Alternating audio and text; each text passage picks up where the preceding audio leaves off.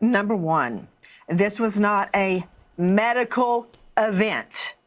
If there had been a medical event, and I assume that means a heart attack or a stroke of some sort, her body would still be there. Nancy Guthrie could not walk over 50 yards. Her cane was found in her home. So, what happened to the body? It was not a medical event. We can rule that out. This now is the critical hour. We keep hearing the press say this is the critical hour. No, because if Savannah has sent the money, the deadline has come and gone. If she sent the $6 million, Sean, what incentive is there left for the kidnapper to hand over Nancy Guthrie alive? He's got the money. And another thing, it ain't over till it's over. Bitcoin can and has been traced by the feds, by the IRS, by DOJ. Let me just throw out James Zhang, who was trading on the black web, the dark web.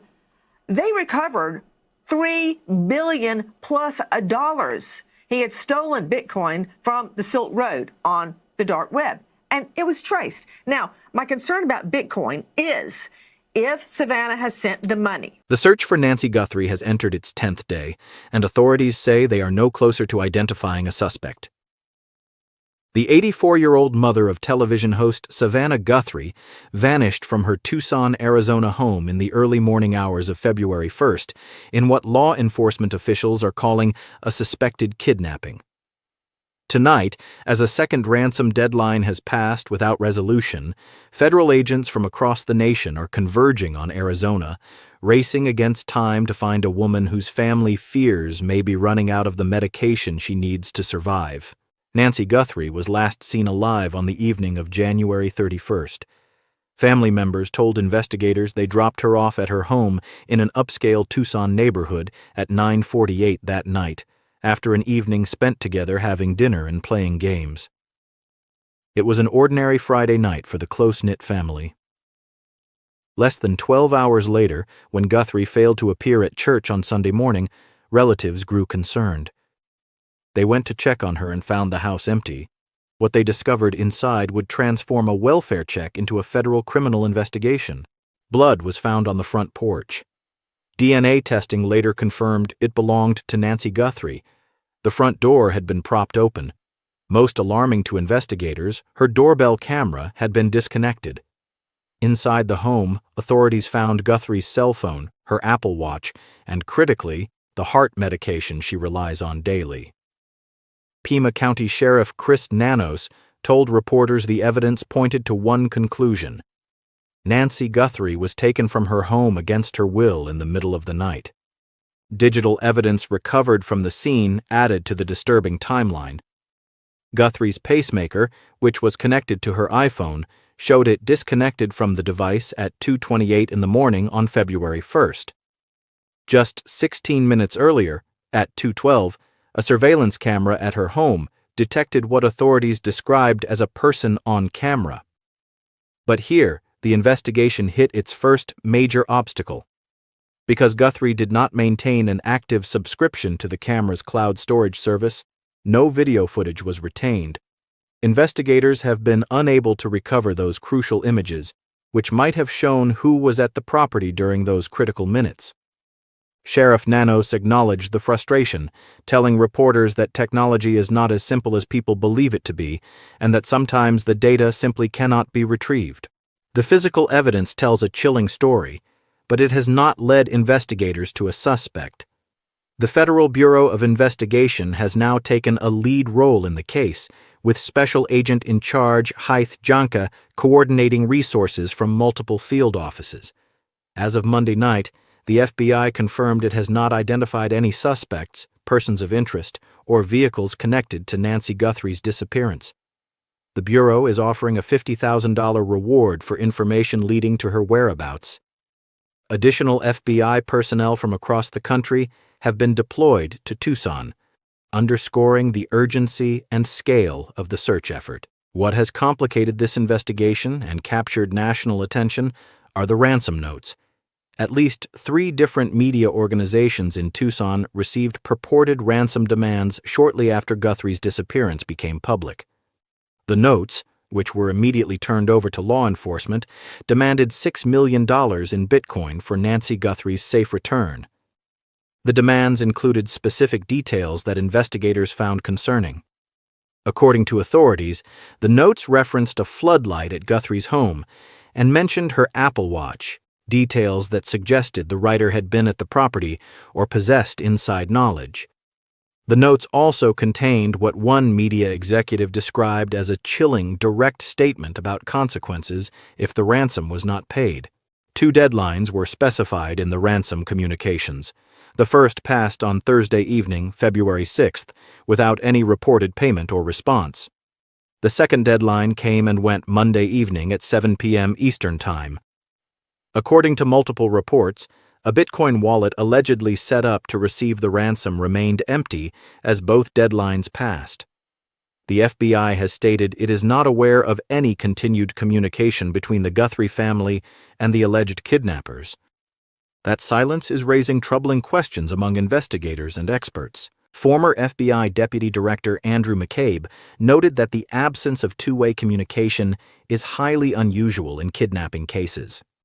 Traditionally, he explained, there is negotiation, a give and take between the perpetrators and the victims' families. In this case, the alleged kidnappers have issued demands but have not engaged in dialogue, nor have they provided any proof that Nancy Guthrie is alive and in their custody. That lack of proof of life is a critical concern.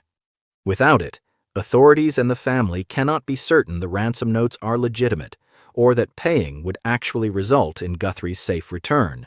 The question of whether the ransom demands are real has become a central focus of the investigation. One ransom note turned out to be a hoax. Sheriff Nanos confirmed that authorities made an arrest after determining one of the notes was fake, sent by someone attempting to exploit the tragedy. That incident has added another layer of complexity, forcing investigators to carefully verify each communication. Harvey Levin, founder of TMZ, which received one of the purported ransom notes, told media outlets the message his organization received included specific threatening language and a promise that Nancy Guthrie would be returned to the Tucson area within 12 hours of payment. The writer also claimed that police would not be able to trace them and that no further information would be provided. Law enforcement officials have declined to confirm whether they believe that note is authentic. Meanwhile, the investigation on the ground has intensified. Over the weekend, law enforcement personnel were seen conducting extensive searches at Nancy Guthrie's home and at the residence of her daughter, Annie, where Nancy had dinner the night she disappeared. Officers spent more than 3 hours inside Annie's home, and observers reported seeing camera flashes from room to room, suggesting forensic photography was underway. Evidence bags were carried out, though authorities have not disclosed what, if anything, was recovered. At Nancy Guthrie's property, investigators were observed examining a septic tank, using long poles equipped with lights and possibly cameras to search inside. They also inspected a rooftop camera.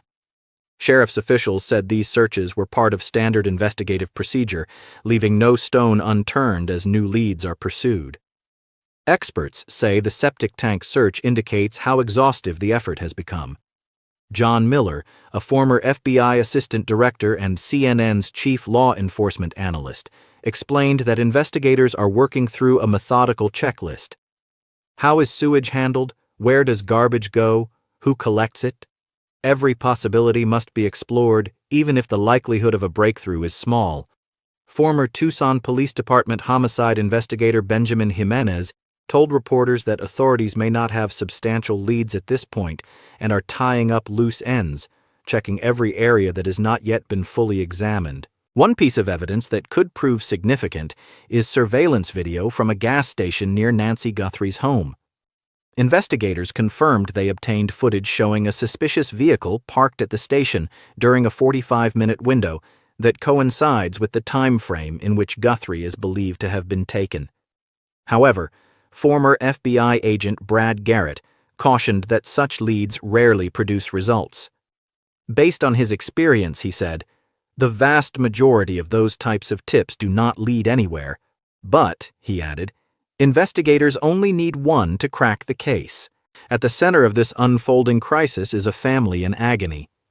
Savannah Guthrie, a co-host of the Today Show, has been away from her television duties since her mother's disappearance, staying with family in Arizona. She and her siblings, Annie and Cameron, have released 4 separate video appeals in the past week.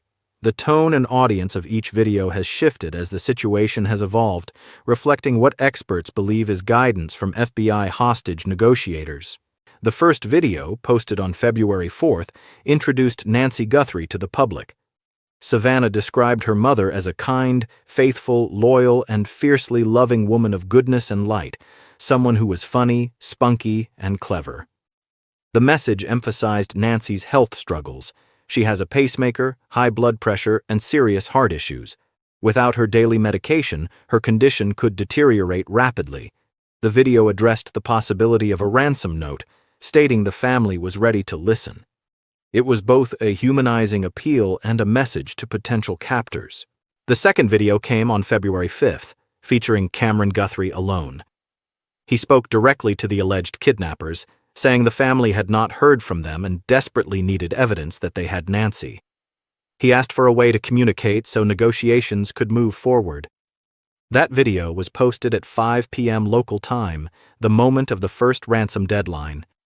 The timing was no accident. It was a signal that the family was willing to engage but needed proof of life before taking further steps. The third video appeared on February 7th, just 2 days before the second ransom deadline. All 3 siblings appeared together, holding hands. Savannah said they had received the message, an apparent reference to a new communication sent to a local television station. For the first time, she explicitly stated that the family would pay. "We beg you now to return our mother to us so we can celebrate with her," she said. "This is the only way we will have peace. This is very valuable to us, and we will pay." The language was carefully chosen, and experts believe it was scripted with FBI input. The phrase "celebrate with her" was particularly significant, conveying hope that Nancy Guthrie was still alive. The fourth video, released Monday afternoon just hours before the second deadline, marked a dramatic shift. This time, Savannah appeared alone, and her message was not directed at the kidnappers. Instead, she spoke to the public. "We are at an hour of desperation, and we need your help," she said. "We believe our mom is still out there." She thanked people for their prayers and asked anyone, anywhere, who noticed anything strange to contact law enforcement, no matter how far they were from Tucson. The appeal to the public suggests that either the family has not received further communication from the alleged kidnappers, or investigators now doubt the legitimacy of the ransom demands. Former FBI agent Brianna Fox said public tips are often what break cases wide open, pointing to other high-profile investigations where citizen vigilance led to arrests. The case has drawn national attention not only because of Savannah Guthrie's public profile, but because of the disturbing circumstances: an elderly woman with serious health issues taken in the night from her own home, with blood left behind and her vital medication abandoned. It is a scenario that resonates with fear and urgency. President Donald Trump called Savannah Guthrie last week to offer support and directed federal authorities to provide any assistance necessary. On Friday, while aboard Air Force One, Trump told reporters the investigation was going very well and that investigators had strong clues. The FBI has not confirmed what those clues might be. As the search stretches into its second week, former hostage negotiator Scott Walker described the case as unusual because the negotiations are playing out in the full glare of the media. Typically, he noted, there would be covert communication by now, with meaningful negotiation taking place behind the scenes. In this case, that has not happened. The public nature of the appeals may be a strategic choice by investigators, rallying eyes and ears across the country in hopes that someone, somewhere, has seen something that could bring Nancy Guthrie home. Tonight, her family waits. Her neighborhood remains under the watchful eye of law enforcement, with officers guarding her home at the family's request. Candles, flowers, and religious symbols have been left by neighbors outside her residence, alongside a sign reading, "Dear Guthrie family, your neighbors stand with you." The Pima County Sheriff's Department has asked the public for patience, saying investigators need time and space to do their work, and that relevant information will be shared when it becomes available. For now, the search continues. Federal agents, local police, and a desperate family are united in one goal: to bring Nancy Guthrie home safely before time runs out.